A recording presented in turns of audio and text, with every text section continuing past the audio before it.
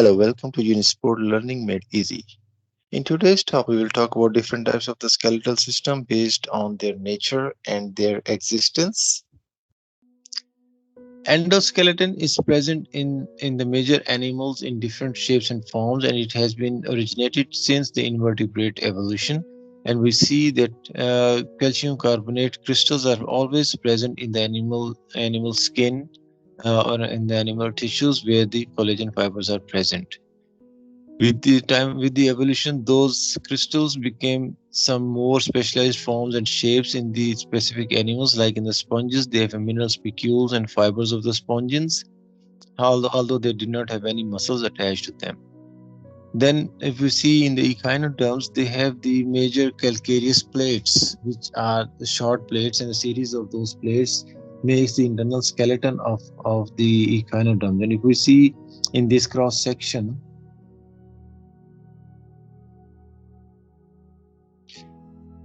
if we see in this cross section of an arm of a starfish, we see these calcareous plates are present as in the series of the columns, which provides the skeletal support. Then the placodermi, we remember those fossilized fish, they have the bony plates on their head region. So those are the external skeleton. And if we talk about the ostracodermi, they have the whole ring of the bones as an exoskeleton, also have the bony skeleton within their bodies, and they have the dentine and cartilaginous tissues within the body and enamel on those bony plates to provide extra strength. Then we see that early fish like hagfish, lampreys, they had the fibrous skeleton, which is lightweight because the animal was not much developed, did not have the fins. So they to facilitate their easy locomotion, the animal did not had the heavy calcified or mineralized tissues within their endoskeleton.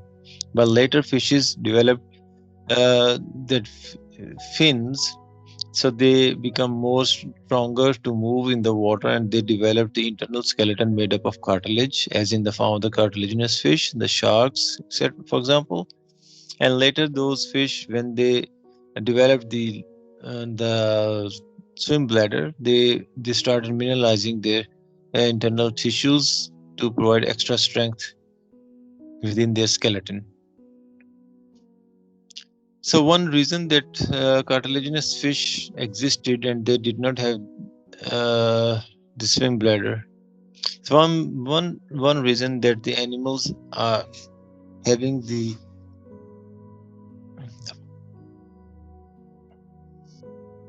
and finally the vertebrates, the most familiar endoskeletons are consisting of the bones and cartilage, because the animals are, because those tetrapods which are living on the terrestrial land, they have to exert extra force and pressure on their muscles to keep their body elevated against the gravity. So they had more strength and more sturdier endoskeleton that is possible only by the mineralization of those internal tissues in the form of the bones.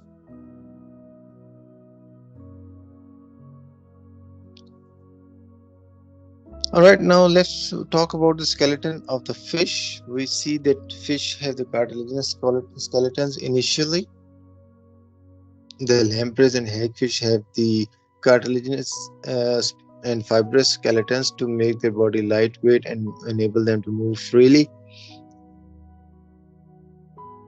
Then the fish with the cartilaginous skeletons evolved, and the reason they had the cartilaginous skeleton was probably because of their size and a comparison to their. So the most of the fish have the simple form of the skeleton due to the least adaptations. They only had the axial skeleton, which consisted of a skull, a notochord, which consisted. Most of the fish have the simple forms of the skeleton because they had the simple lives and they were not much evolved. So their skeleton was mostly axial, consisting of the skull, the backbone, and the ribs that arise from those backbones. There were minimum muscles attached to the axial skeleton. Lampreys and cartilage have the patches of the vertebrae along the notochords, and hagfish even don't have those.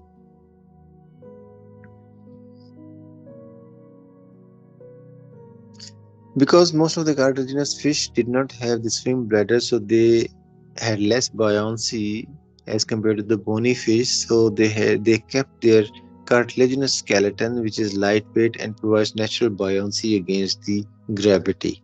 But later, when the bony fish arose due to the evolution, they had the mineralized tissues within their body, which increased their body weight. Hence, they had to have a counter action, so they evolved to have a swim bladder that gives the buoyancy against those heavy skeletons.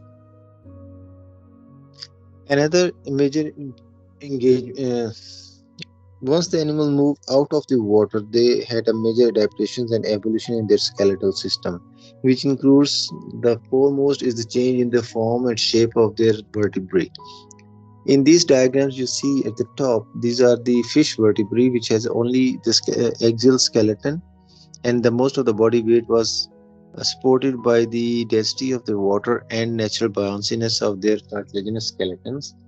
So they did not need any interlocking mechanism to keep their backbone straight because they were living in a dense medium. So here you see clearly that these vertebrae are squarish in shape.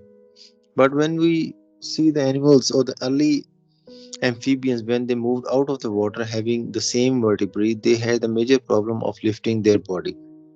Either they had to drag their body on the land or they had to exert excessive force using their back muscles to make their backbone stiffer. And this took a lot of the energy. So, the solution to that the animal kingdom found on the nature offered them by changing the shape of their vertebrae. Here you see in the tetrapods, the vertebrae has a very sophisticated interlocking mechanism. So, this is the animal body, and you see those vertebrae. So they had those interlocking mechanisms that one vertebrae on top of the another vertebrae.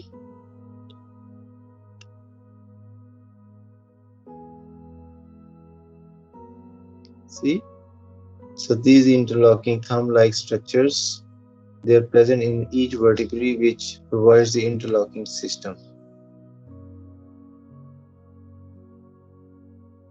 So this type of interlocking system does not allow the animal backbone to sag down against the gravity. Right? So the animal remains straight or keeps the back straight by consuming minimum energy to use their muscles to perform this function. So this upright postures are maintained by the help of these interlocking vertebrae.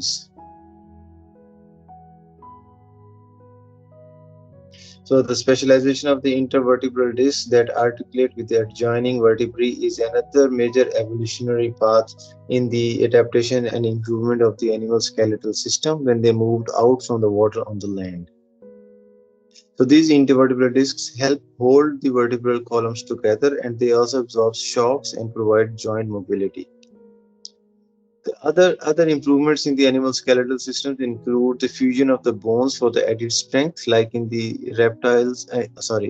like in the amphibians. We see in the frogs some three to four bones in the pelvic regions are fused together to provide extra strength when the animal jumps and lands on the land again.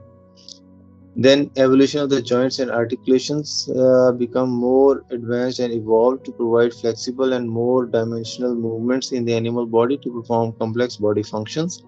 And mineralization of the skeletal tissue in the form of the bones rather than keeping the cartilage helps the animal to bear the excessive pressures on their body against their body weights.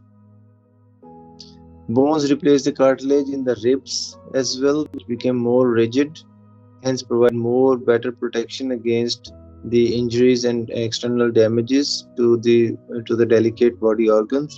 The various types of the connective tissues that connect to the axial skeleton helped keep the elevated postures and elevated portions of the animal body against sagging, like we already discussed in the last slide. And then appendages become more elongated for sport on the hard surfaces and enable the easy and more efficient movement of the animal body. All right, that was all about this introduction and functions of the skeletal systems and different types of the skeletal systems. And we discussed them in the light of the evolutionary trends in the animals, starting from the early invertebrates and ending at the highly developed mammals and tetrapods. So if you like the video, give a thumbs up and subscribe if you haven't done so. And if you have any comment, any question, please leave it in the comment section.